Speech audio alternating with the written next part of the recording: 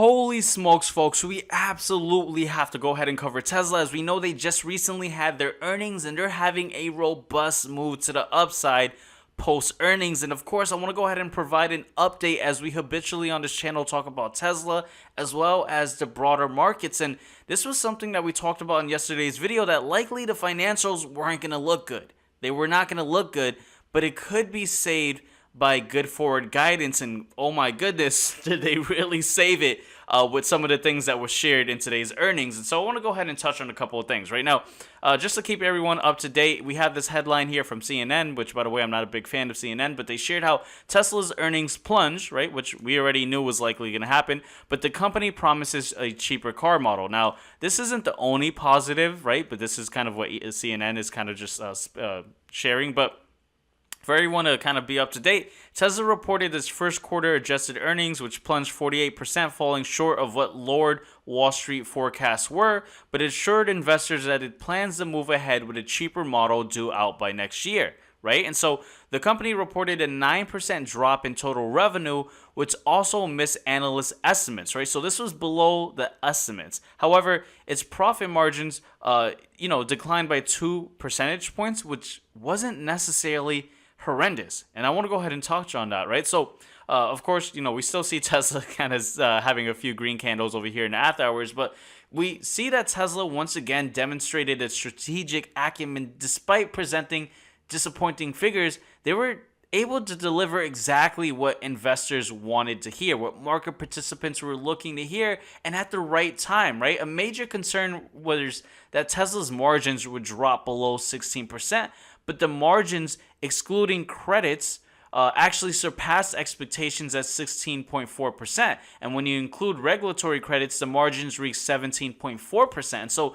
this is absolutely great. And this improvement is partly due to reduced freight and input costs, significantly signaling less inflationary pressures, which is beneficial for Tesla. And of course, Tesla, we're seeing, is capitalizing on a greater availability of vehicle credits, and that's something we're not seeing competitors leverage with these credits. And so, again, just like a clap for Tesla, but a significant highlight from today's earnings was the announcement of more affordable vehicle options, right?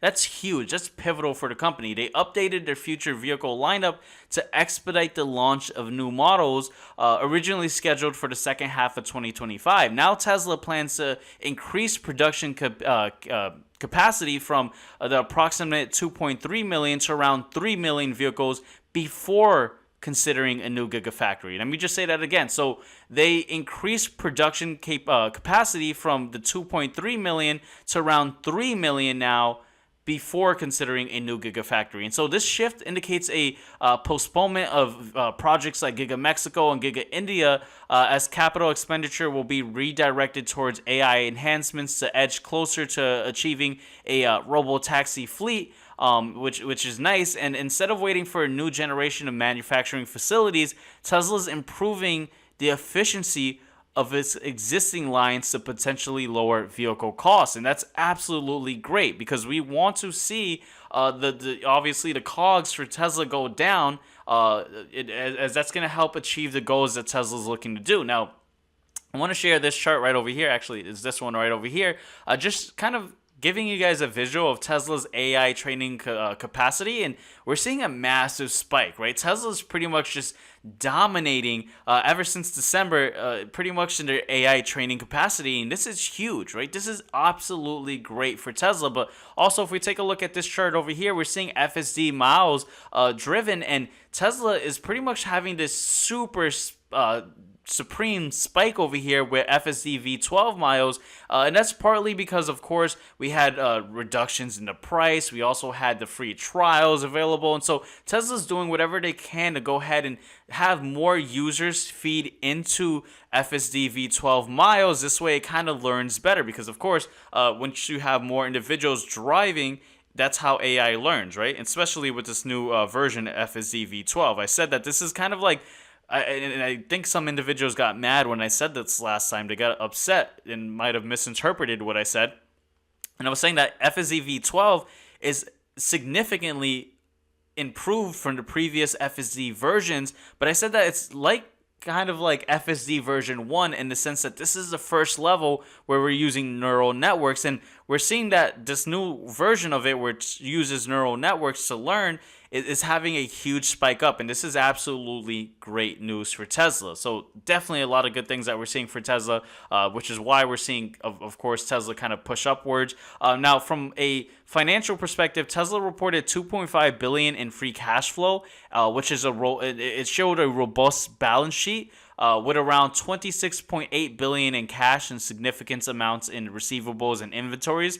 And despite the positive cash flow, though, the projection for production growth was notably subdued, suggesting possible continued challenges in delivery volumes. However, this might actually be factored in Tesla's current valuation, right? Moreover, though, again, going back to FSD and everything, Tesla kind of is taking steps towards expanding its revenue streams, having recognized additional fully self-driving income following the release of Auto Park feature. And so this quarter's performance with the stock, up, has been favorably received, obviously, by the market, especially considering that the stock is kind of bouncing off these real huge lows that we've recently seen. Let's go ahead and kind of go and see. I talked about Tesla stock being overvalued back in December 28th, and we're seeing kind of this big bounce now from these huge lows. And so looking ahead, Tesla plans to enhance its manufacturing efficiency and explore the potential for multiple new affordable vehicle models, and that's great. That's the idea that we want to see with Tesla. And so these developments,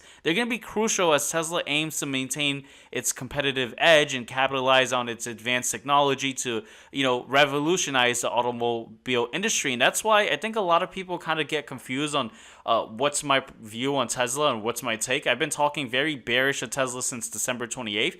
But I want to remind everyone that I'm still long-term invested in Tesla. I'm not someone who's been shorting Tesla.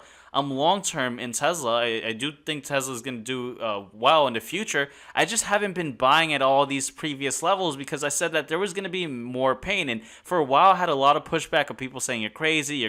Tesla's going to just blow up now. And we ended up seeing Tesla go down to the 180s. People told me I was crazy for not buying here. Bounced up a bit, then continued falling down. I don't have to tell you guys the whole story, but essentially we were at these low levels right over here, hitting a low of 138.80 cents. And now we're seeing Tesla push upwards. And so I want you guys to remember, I'm not shorting Tesla. I'm not selling Tesla.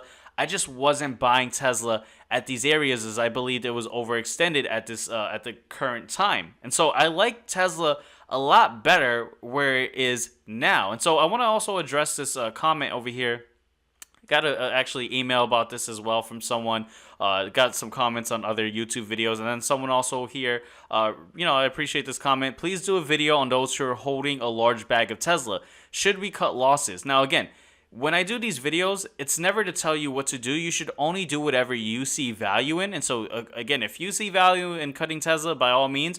But one of the things I want everyone to kind of ask themselves is, what is their goal with Tesla? Is this a trade idea, or is this a long-term investment? Because if it's a long-term investment, then of course you don't want to, just cut losses and take this massive loss. You're probably going to want to average in, but at favorable areas. And I know people were saying, Justin, why don't you just average in at all these dips? It's because I don't want to just keep adding in lump sums of capital when it just keeps falling down, right? We saw Tesla fall down into this abyss, and I know it's not about timing the market, it's about time in the market, but you also have to be prudent with your capital, and that's why I wasn't adding in at all these levels. But I want to go ahead and touch on where I like adding Tesla now. So right now, and you're not going to see it really reflected well on the daily chart right over here.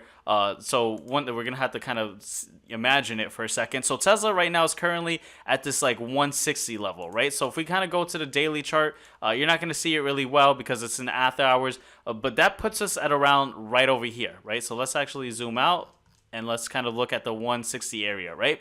Now, I'm still not adding in just yet. I may actually add in the smaller lump sum than I typically do.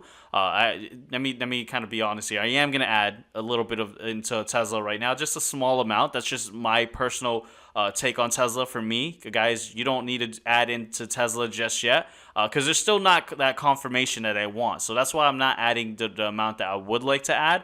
But what I'd like to see is Tesla kind of get back to this like 180 area, and once we hit this 180 area, then of course that doesn't still provide confirmation of that uptrend still, because although that is like a nice let's see, let's go ahead and map that out. If we do it from 160 to about 180, that would be an additional 15%. That's why I want to add in a little bit here, but I want to see Tesla realistically break out of this 190 area again, right? Because again, I don't want to kind of get trapped in this area where there's a lot of volume relative to price and Tesla's not doing much, which is why right now I'm just adding a little bit.